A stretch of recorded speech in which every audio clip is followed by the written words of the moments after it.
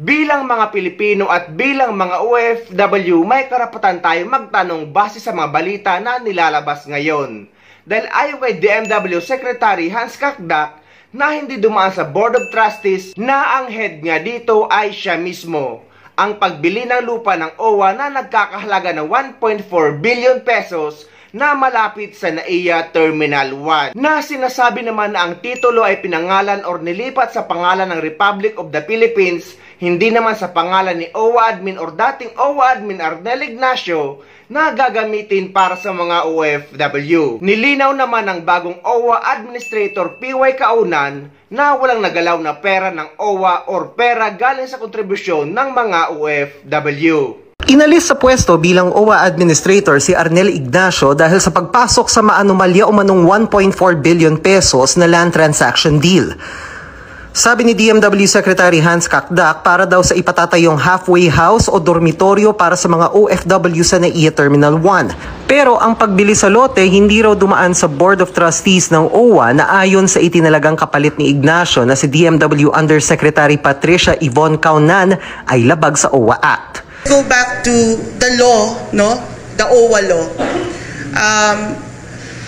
It says there that the power to purchase a real property is with the approval should be from the Board of Trustees of OWA. And the chairman of the board is the secretary of DMW, the vice chair is the OWA administrator. So the regular process or what is expected is that purchases should go through the Board of Trustees. Ayon kay Kakdak, September 2024, nagkaroon ng kasunduan sa pagitan ng OWA at ng may-ari ng lupa. Merong pera na lumabas, no? Mula sa Kaban ng Bayan, mula sa General Appropriations. 1.4 billion, nailipat na ang titulo. Nalaman na lang namin, Igan, nung linipat na yung titulo sa pangalan ng Republic of the Philippines. Opo. At okay. Yun nga, merong anim at least na aspeto na bumabalot dito sa transaction na ito na hindi na-konsulta ang board at ilalahad namin sa tamang panahon.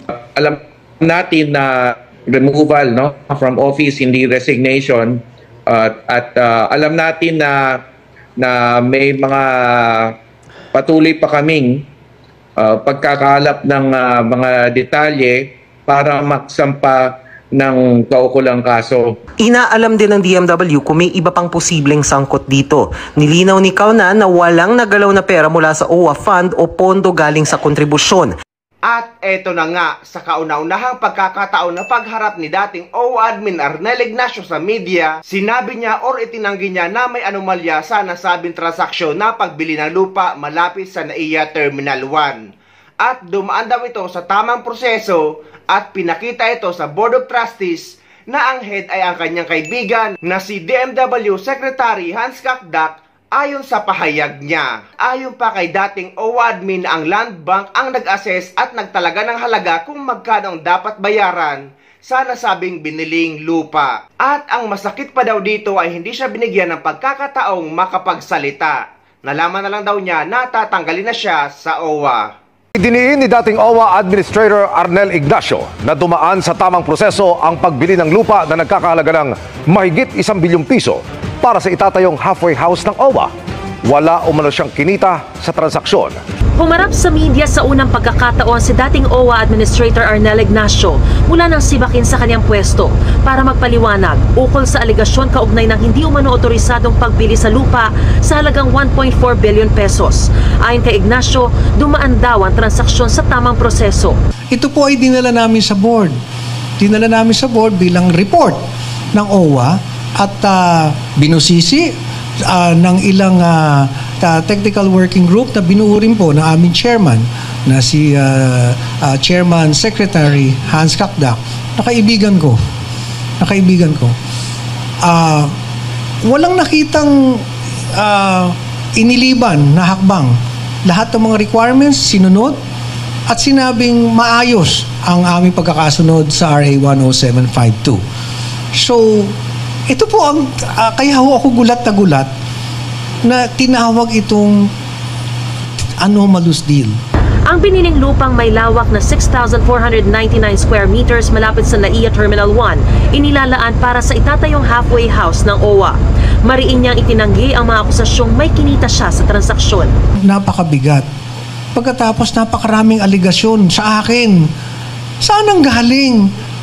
Sa isang papel na walang nakapirma, na ang dami-daming sinabi na kinita ko, hindi, pati nga yung numero hindi na nga magkasundo kung magkano. Wala po akong kinita dito.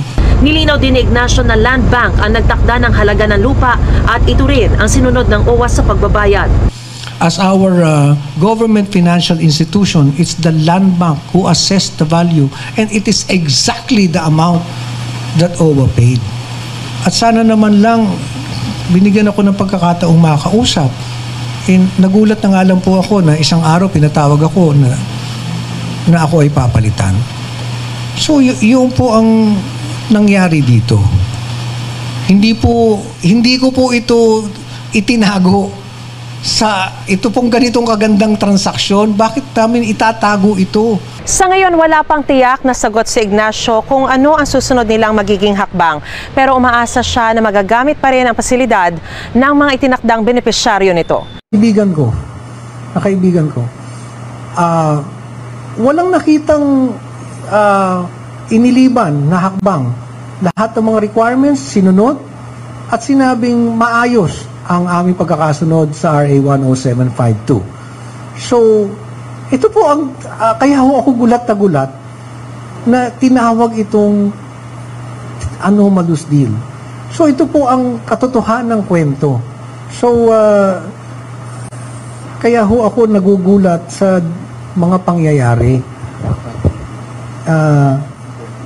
Noong 2018 pa nga lang,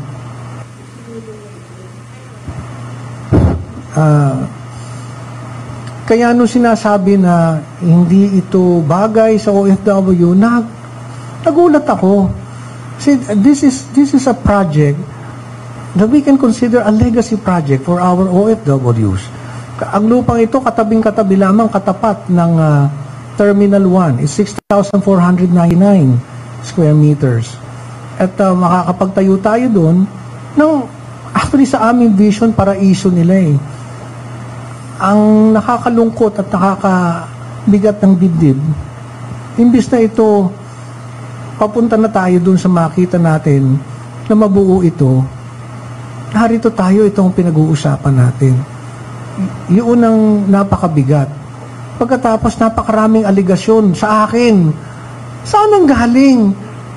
Sa isang papel na walang nakapirma, na ang dami-daming sinabi na kinita ko, hindi, pati nga yung numero hindi na nga magkasundo kung magkano. But let me tell you, to the OFWs I have been serving, hindi ko kayo pinagtaksilan, ginawa ko lang ito para sa inyong pagmamahal at wala po akong kinita dito. Walang ganun ito. Because Land Bank po ang nag-assess nito. As our government financial institution, it's the Land Bank who assessed the value and it is exactly the amount that OWA paid. So, hindi ko maintindihan kung bakit kailangang araw-arawin ako. Kung nakaliwat ka na nakausapin kayong lahat, na paulit-ulit sasabihin na may anomalya ang aking ginawa. At sana naman lang binigyan ako ng pagkakataong makausap. Nagulat na nga lang po ako na isang araw pinatawag ako na ako ay papalitan. So, yun po ang nangyari dito. Hindi ko po ito itinago sa ito pong ganitong kagandang transaksyon. Bakit namin itatago ito? Itong transaksyon na to, o itong proyektong ito, gusto mong ibigay sa OFWs. Bakit po itatago ito? You're very, very transparent each step of what we have been doing. Again, may I emphasize, it started in the Senate. It's on record.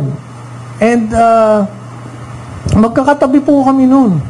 Nandun ang aming bagong administrator, T.Y. Kaunan, former Undersecretary Tonet Aliones, And OIC USEC Hans Kakdak was there. At we had all the chances na sabihin lahat itong nagiging alingas-ngas ngayon. So, ipagpaumanhin nyo, katulad ng binanggit ko kanina, hindi po ako nakapagsalita kaagad. Simply because I was shocked. Because when we parted ways, napakaayos naman. So, nagulat na lang po talaga ako na gano'n ang nangyari. As I hope all the questions you have in mind ay nasasagot na ng aking narrative ngayon. Because alam ko naman po yung mga nasa isip niyo. Kaya minabuti na namin na on this day, ito na po, ito po yung kwento. Ito po ang kwento ng nangyari dyan.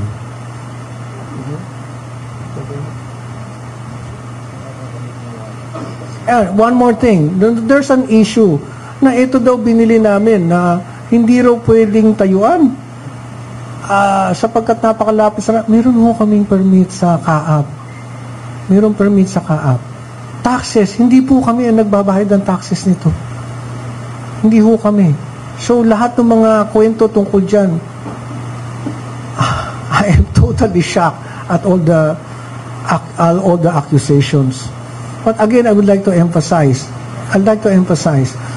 nung dinala po namin to sa board at kami po ay binusisi, we were scrutinized. The technical working group came up with a report. Sinunod lahat. Sinunod pong lahat.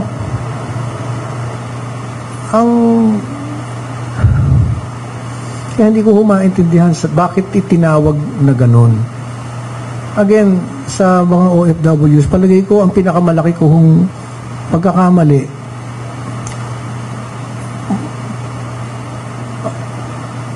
Nung minsan po kami ang binilin po kasi sa akin lagi ay alagaan kayo. At nung po ako ay nasa show business, hindi po maramot ang pagkakataon na kami ay itrato laging VIP.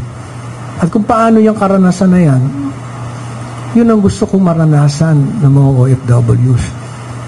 Hindi naging sapat sa akin na tawagin lang kayong bagong bayani. Gusto kong maramdaman nyo kung ano ang VIP. Kaya, araw-araw po akong nagtatrabaho para maramdaman nyo po yun. Hindi ko kayo pinagtaksilan, hindi ko kayo tinalikuran. Ito lang ay ginawa ko. Gusto kong isakabuhay ninyo kung ano ang tunay na pagmamahal sa OFW.